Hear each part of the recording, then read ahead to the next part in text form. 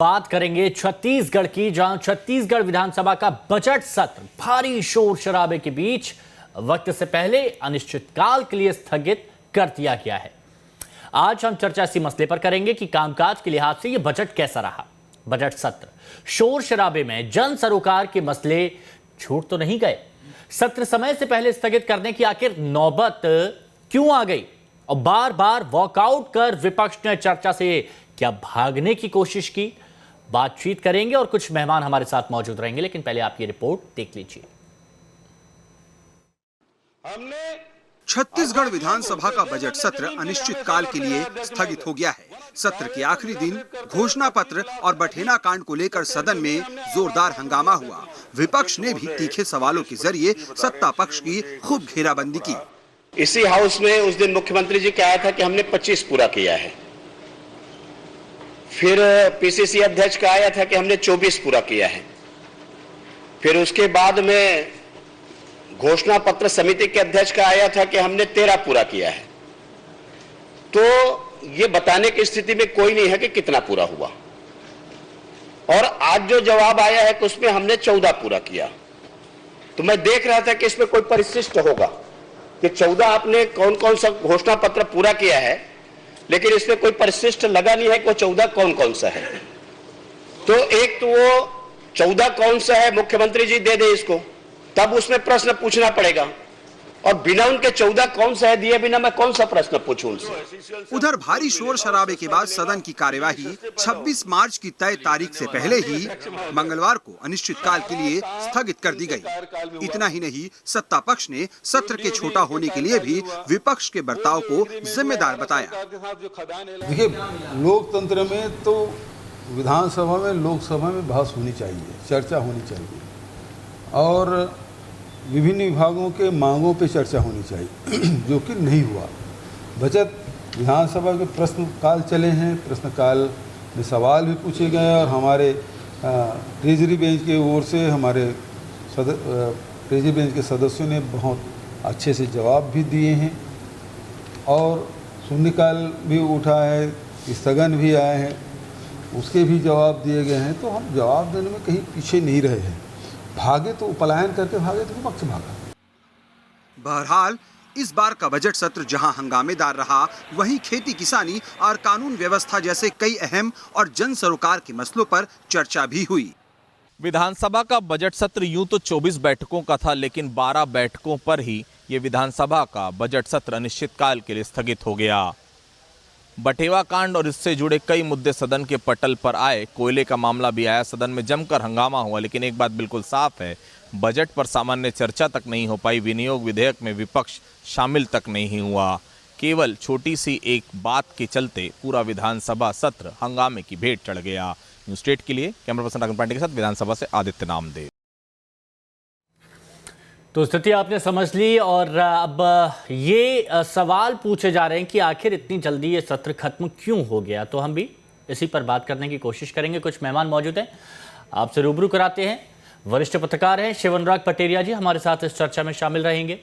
कृष्णमूर्ति बांदी जी, बीजेपी विधायक, इस चर्चा में हमारे साथ मौजूद हैं। और अभय नारायण जी हमारे साथ कांग्रेस की तरफ से इस चर्चा में मौजूद हैं। आप सभी का बहुत बहुत स्वागत है।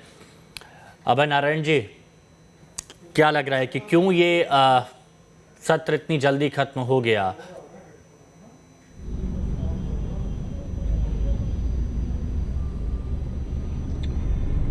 देखिए हिमांशु जी, विधानसभा की कार्रवाई चलती है तो सत्ता पक्ष और विपक्ष दोनों उसमें शामिल रहते हैं। विपक्ष सवाल लगाता है, सत्ता पक्ष जवाब देता है। विपक्ष ध्यानाकर्षण लाता है, विपक्ष शून्यकाल में विधायक अपने सवाल उठाते हैं, अपनी बात करते हैं, प्रश्नकाल में उसका मंत्री जवाब देते हैं। तो ये सारी प्रक्रिया होती है कि सत्ता पक्ष और विपक्ष मिलकर विधानसभा को चलाएं जी। लेकिन इस बार मैं इससे पहले भी डिबेट में कह चुका हूं कि भारतीय जनता पार्टी के 14 विधायक केवल और केवल राष्ट्रीय हाईकमान को दिखाने के लिए बहिर्गमन का नाटक करते रहे। अच्छा। कि हम सवाल उठाएंगे, हम एकजुट दिखेंगे और हम बाहर चले जाएंगे। विधानसभा में इतने पैसे खर्च होते हैं, विधानसभा की कार्रवाई होती है, विधानसभा संवैधानिक व्यवस्था है, तो आप उसमें सवाल पूछिए और जवाब सुनिए। आप बहिर्गमन और हर बात पे बहिर्गमन। अगर जवाब न आए, उत्तर स्पष्ट रहे, तो उसके और भी रास्ते हैं। बहिर्गमन कोई रास्ता नहीं होता है। तो जब सत्ता पक्ष को या विधानसभा अध्यक्ष जी को लगा होगा कि ये लगातार केवल भारतीय जनता पार्टी विपक्ष में रहने का नाटक करना चाहती है, तो उससे अच्छा कि जनता के पैसे बचाए जाए। आखिर विधानसभा किसके लिए चलाई जा रही है? विपक्षी सदस्यों को सवाल पूछना चाहिए, जनता की ओर से सवाल पूछना चाहिए और उसका अच्छी बात जवाब आपने लेना की। चाहिए। हाँ, कृष्णमूर्ति बांधी जी, मैं देख रहा था कार्रवाई, धर्मलाल कौशिक जी को इतनी जल्दी थी, नेता प्रतिपक्ष को इतनी जल्दी थी कि सवाल पूरा नहीं हुआ, हम तो बहिर्गमन कर रहे हैं, वो बहिर्गमन कर जाते हैं। ठीक है।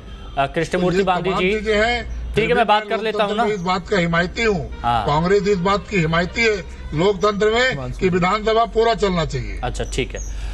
कृष्णमूर्ति बांधी जी, देखिए, छत्तीसगढ़ की जनता चाहती है राम वन पदगमन, है ना, लेकिन आप लोग बहिर्गमन कर रहे हैं, तो ये कहाँ तक अच्छा है? ये अच्छा नहीं है ना। ये तो जनता के पैसे और इतना वक्त बर्बाद होता है।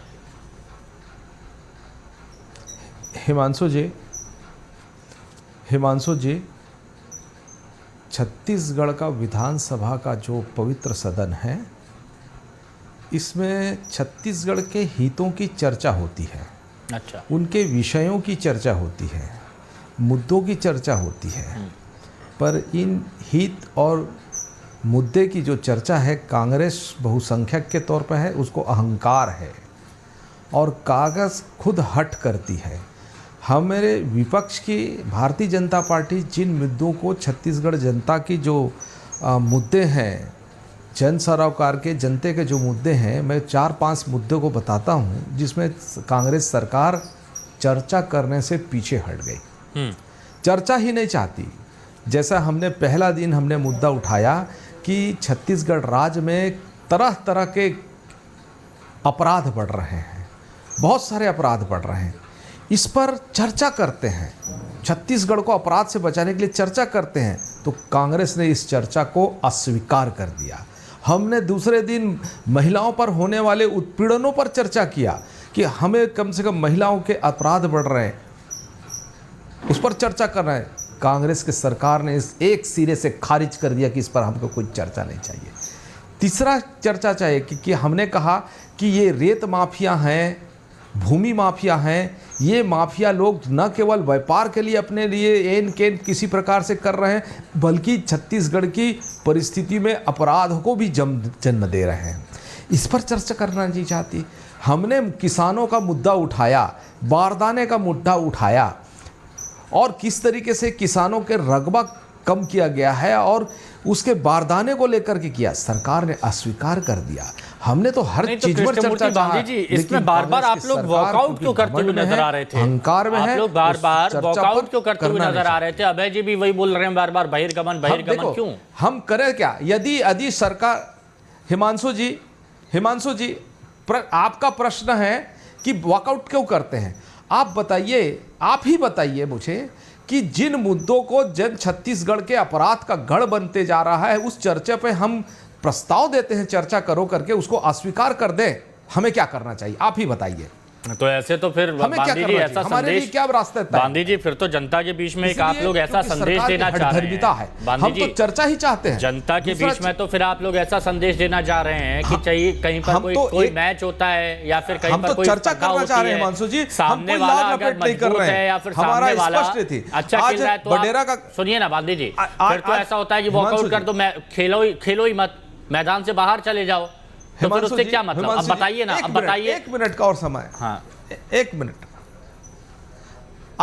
आज बठेना वाला गांव, आप हिमांशु जी, बठेना वाला गांव कितना बड़ा है कि एक अनुसूचित जाति के लोगों को इतना विभत्स तरीके से कि उसके पैर में तार बांध करके उसको जला दिया गया, पैरा से और कंडे से। बाप बेटे एक साथ झूल रहे हैं, उसमें कई प्रकार के शंका पैदा हुआ है।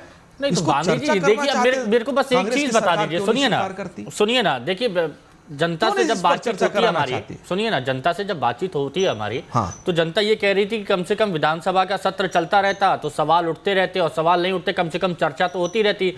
अब स्थगित हो गई अनिश्चितकाल के लिए, तो फिर मतलब क्या, अब तो वो उठ नहीं पाएंगे ना। अब तो बाहर आप मीडिया के सामने आएंगे, बयान देंगे, इससे ज्यादा क्या हो पाएगा? देखिए, नहीं हिमांशु जी, मैंने तो चर्चा के 5-8 उदाहरण दिया, ज्वलंत कट्ठा। ये जो बठेना ग्राम है, हम उसको मुद्दा उठाना चाहते हैं। सरकार उसको चर्चा क्यों नहीं करना चाहती? क्यों चर्चा से भागना चाहती? अच्छा, ये सवाल मैं पूछूंगा बांदी जी, ये सवाल मैं पूछूंगा पटेरिया जी, क्यों नहीं चर्चा? ये जो विधानसभा का सत्र रहा जो 26 तारीख तक चलना था, लेकिन आज ही अनिश्चित काल के लिए स्थगित हो गया, कितना सफल मानते हैं, कितना असफल मानते हैं? क्या जो इसका उद्देश्य था वो उद्देश्य हासिल हो पाया? और दोनों पक्ष विपक्ष की भूमिका कैसी रही, जरा बताइए।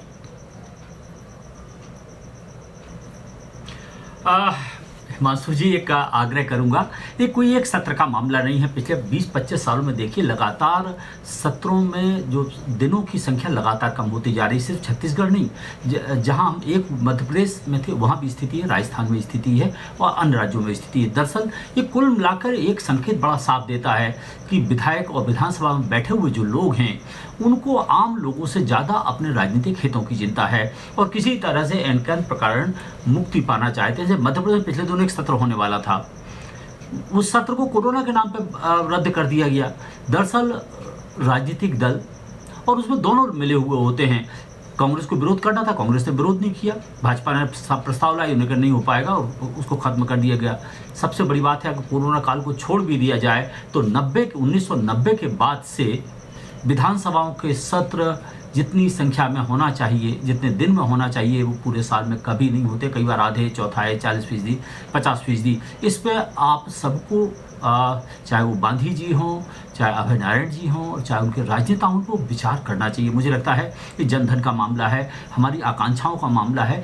एक सवाल उठता है तो गांव में हैंडपंप लग जाता है, एक सवाल उठता है तो गौठान का मामला खड़ा हो जाता है, एक सवाल उठता है तो धान खरीदी को लेकर सवाल खड़े हो जाते हैं, एक सवाल उठता है तो महानदी को लेकर जो परियोजना है उसको लेकर बातें होने लगती हैं। सबसे बड़ी बात है, सवालों को उठने दीजिएगा, लेकिन सवालों को लेकर किसको कितनी चिंता है मुझे समझ में नहीं आती। अगर प्रतिपक्ष अवरोध पैदा कर रहा है तो सत्ता पक्ष को उसको लंबा खींचना चाहिए। लेकिन दिक्कत ये है, जैसे ही भूमिकाएं बदलती हैं, सत्ता पक्ष या प्रतिपक्ष में आते हैं, प्रतिपक्ष वाला सत्ता पक्ष में आता है, उसका कार्य व्यवहार वही हो जाता है, बाहर निकल कर आरोप लगते हैं। तो मुझे लगता है कुल मिलाकर इस सारे घटनाक्रम ने मुझे तो कम से कम निराश ही किया है। आपको नहीं पटेरिया जी, हम सबको निराश किया। और जैसे आपने सही बात कही, एक सवाल की कीमत बहुत ज़्यादा होती है और ये बात यहाँ पर समझनी चाहिए। अच्छा राय साहब, ज़रा ये बताइए कि विपक्ष ने बहुत अच्छी भूमिका यहाँ पर निभाई है, हमने देखा भी, बहुत अच्छी भूमिका विपक्ष ने इस पूरे सत्र में निभाई है। कुछ ऐसे सवाल यहाँ पर पूछे हैं कि सत्ता पक्ष के पास जवाब तक नहीं थे। 14 की संख्या थी, लेकिन घेरा बहुत अच्छे तरीके से। अब मुझे ये बताइए अभय नारायण राय साहब कि जैसे बीजेपी कह रही है कि आप लोग चर्चा से भागते नजर आए, जैसे बठेना वाला मामला हो और भी कई मामले हैं, तो आपने उस पर बात नहीं होने दी, तो ऐसा क्यों हुआ?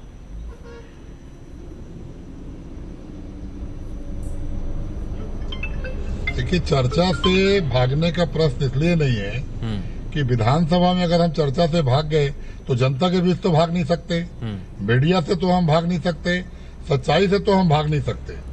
तो चर्चा से भागने का कहीं प्रश्न नहीं है। और विधानसभा बनी इसलिए है, विधानसभा की आवश्यकता इसलिए है कि सवाल जवाब हो। मैंने कहा ना कि 14 बैठकों में 16 बार बहिष्कार, 16 बार बहिर्गमन। आप बठेना का मुद्दा उठाएंगे, गृह मंत्री जवाब देंगे। नहीं तो ये बोल रहे हैं कि आप लोग जवाब भी तो नहीं दे पाते हैं। विपक्ष ये कह रहा है कि सत्ता पक्ष जवाब भी तो नहीं दे पाता है। हुई है।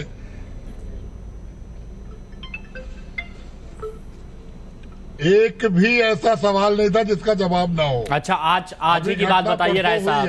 राय साहब, आज ही की बात बताइए राय साहब, पहले क्या जवाब दिया जाए? अच्छा, आज ही की बात बताइए। एक छोटी सी बात, आज की विधानसभा सत्र में जो कार्रवाई हुई है उसका एक जिक्र मैं करना चाहता हूं। विपक्ष ने सरकार से पूछा कि आपने कितने वादे पूरे किए हैं। जवाब में मुख्यमंत्री ने कहा कि 36 में से 14 वादे पूरे हो गए हैं, लेकिन नहीं बता पाए कि वो 14 कौन से थे। महज 7 वादे बता पाए। 14 वादे, हाँ जी। तो 7 ही बता पाए, क्यों? वो आंकड़े पूरे 14 के 14 मुख्यमंत्री जी ने 14 की 14 बातें कही नहीं कही। जब मुख्यमंत्री जी एक पॉइंट पे जवाब नहीं कही ना, साथ ही वादे सरकार गिना पाई। कहते हैं कि मुख्यमंत्री गुमराह कर रहे हैं। नहीं तो साथी वादे तो यहाँ पर गिना पाए जो देखिए विधानसभा सत्र में जो हुआ, जो कार्रवाई है, वरिष्ठ विधायक है राय साहब देखिए, सदन को गुमराह कर आप रहे हैं। देखिए आपकी सरकार की तरफ से आंकड़े सही से नहीं दिए जा रहे थे। जब सवाल पूछे जाते हैं तब आप जवाब सही से नहीं दे पाते हैं। आज ये पूछा गया कि 36 में से 14 वादे पूरे हुए हैं, लेकिन वो कौन से थे तो वो भी नहीं बता पाए।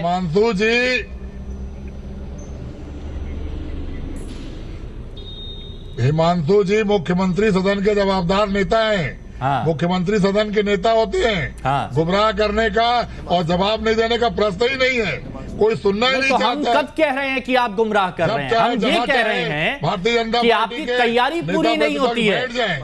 हम ये नहीं कह रहे हैं कि आप गुमराह कर रहे हैं, हम ये कह रहे हैं कि आपकी तैयारी पूरी नहीं हो पाती है। मीडिया के सामने बैठ जाए, पब्लिक पे बैठ जाए। बांदी जी कुछ कह रहे हैं। हाँ बांदी जी बोलिए। कि नेता प्रतिपक्ष जहां चाहे बैठ जाए, हमारा मंत्री जवाब देगा, मुख्यमंत्री की आवश्यकता नहीं है। आप विधानसभा में तो विधानसभा में तो सवाल जवाब हो नहीं पाया। ये बातें सिर्फ बातें अच्छी लगती हैं कि कहीं पर भी आ जाइए आमने सामने बात कर लेंगे। विधानसभा जो एक मंच है, एक जगह है, वहां पर तो बात हो नहीं पा रही है। जनता के बीच क्या जाएंगे आप लोग? बांदी जी बात पूरी करिए। बस चले, वहाँ बात हो रही थी, हिमांशु जी जवाब दिया जा रहा था। एक प्रश्न पूछ दो, शर्मा जी ने एक प्रश्न पूछ दो, इसका जवाब दिया। छत्तीसगढ़ में अपराध की संख्या बढ़ गई, इसको छत्तीसगढ़ में अपराध की संख्या बढ़ रही है, तरह तरह के अपराध हो रहे हैं। हमने स्थगन प्रस्ताव लेके आ गया। एक सर्वे के अनुसार छत्तीसगढ़ चौथे स्थान पर है बलात्कार, हत्या, लूट में। ये उनका जवाब हमने स्थगन लेके आया तो जवाब दिया क्या? किसानों के मामले में जो बडेना वाला काट लेकर के आया तो जवाब दिया क्या? क्या इन लोगों ने बारदाने पर लेकर के अपराध किए हैं उसका जवाब दिए क्या? ये जो रेत माफिया है, भूमि माफिया है, जिनके कारण अपराध छत्तीसगढ़ में बढ़ रहा है, हमने स्थगन चर्चा पे लेके आया जनहित के जवाब दिए क्या? साहब बताइए क्यों जवाब किसी चीज का जवाब नहीं दे रहे हैं, किसी चीज को सरकार और हमें अपमान करते हैं। बताइए सदन में बैठ करके अपमान किया हमारा। पॉइंट टू पॉइंट बात हो रही है, ये पॉइंट टू पॉइंट बताइए। हमारा अपमान किया आपने जी, सीधा जवाब। हमको चर्चा से हमको आपने अपमान करके जवाब देते हैं ना राय साहब। हाँ बताइए। बांधी जी ऐसी बात कर रहे हैं। हाँ बताइए बताइए। बांधी जी वरिष्ठ मंत्री, 5 साल मंत्री रहे हैं, 10 साल से विधायक हैं। नहीं वो ठीक है, आप जवाब दे पाए। बांधी जी ऐसी बात कर रहे हैं सिर्फ क्योंकि वो भारतीय जनता पार्टी के नेता हैं। रेत माफिया को संरक्षण बिलासपुर में किसने दिया है? अरे फिर वही बात आ गई कि आपके वक्त पर क्या होता था। जो विपक्ष ने सवाल पूछे उन सवालों के जवाब आप दे पाए या नहीं दे पाए, ये मुद्दा है और यही बांधी जी पूछ रहे हैं। और तो वही बताइए। जहां तक अपराधों का सवाल है, जहां तक अपराधों का सवाल है, जहां तक अपराधों का सवाल है, सारे अपराधी पकड़े गए हैं। सारे अपराधी पकड़े गए छत्तीसगढ़ में पक्का सरकार के आने के बाद हुआ हो और अपराधी न पकड़े गए हो। सारे अपराधी पकड़े गए हैं। बठेना कांड परसों हुआ है, उसकी जांच चल रही है, बहुत जल्द तथ्य सामने आएगा। बांधी जी को हम कॉपी भेज देंगे, नेता प्रतिपक्ष को भी कॉपी भेज देंगे उसकी, जो जवाब आएगा और जो वहां से विवेचना आएगी। हाँ, अपराध बढ़ना चिंता का विषय है, वो चिंता कांग्रेस भी कर रही है। भारतीय जनता पार्टी का चिंता बिल्कुल जायज है कि छत्तीसगढ़ में अपराधों की संख्या नहीं बढ़नी चाहिए। पटेरिया जी अपराध अब ये बताइए, क्या मैं यहाँ पर ये कहूँ कि क्या छत्तीसगढ़ की जनता को बेवकूफ समझा जा रहा है? अपराध में ये कहा जा रहा है कि हम सवाल पूछते हैं वो जवाब नहीं देते, सत्ता पक्ष कहता है कि वो लोग वॉकआउट कर देते हैं, सत्ता पक्ष ये कहता है कि वो लोग बात करना नहीं चाहते। छत्तीसगढ़ की जनता क्या नासमझ है? क्या कुछ समझती नहीं है क्या? देखिए, राजनेता अपने आप को सर्वज्ञ समझते हैं। वो सोचते हैं कि जिस तरह मदारी डमरू बजाता है उस तरह मतदाता और जनता उनसे सम्मोहित हो जाती है, अपने अपने हिस्से कायम हो जाते हैं। कोई मदारी का खेल देखना चाहता है, कोई संत महाराज का प्रवचन सुनना चाहता है। इससे सारी ये व्यवस्थाएं जम जाती हैं। सबसे बड़ी बात है जनता को जनता ही रहने दें और उनके लिए आंसरेबल बने। दिक्कत यह है कि हम राइट टू रिकॉल हमारे देश में नहीं है।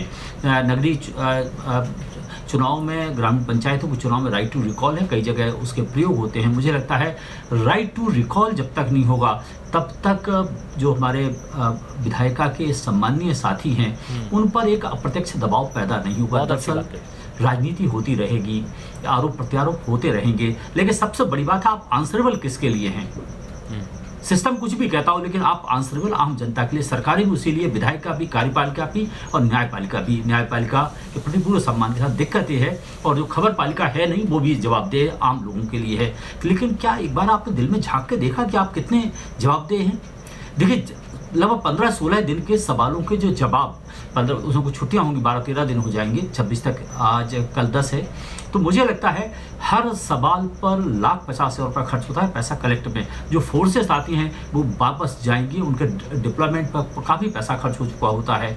सबसे बड़ी बात है वो रिकूप नहीं होगा। जो चीज़ें प्रिंटिंग में चली गई वो क्या वापस हो जाएंगी? नहीं हो पाएंगी। मुझे लगता है जो इंतजाम किए गए वो व्यर्थ बर्बाद चले जाएंगे। सबसे बड़ी बात है नियत समय पर, निश्चित समय तक विधायिकाओं को चलना चाहिए। बिल्कुल, आपने पटेरिया जी बहुत अच्छी बात यहाँ पर कह दी है। बस मैं एक आखिरी बात यहाँ पर कहना चाहूंगा, छत्तीसगढ़ की जनता की तरफ से बीजेपी के लिए ये है कि मैदान छोड़ के जाना नहीं चाहिए। हर समस्या का समाधान वॉकआउट नहीं होता। और दूसरी बात, सत्ता पक्ष से छत्तीसगढ़ की जनता के नाते मैं ये कहना चाहूंगा कि अगर कोई सवाल होता है, कुछ पूछा जाता है, तो उसकी तह तक जाइए, बात कीजिए। अगर चर्चा ही नहीं होगी तो जनता की जिज्ञासा शांत नहीं होगी। बहुत शुक्रिया आप सभी का हमारे साथ जुड़ने के लिए, इस चर्चा में शामिल होने के लिए।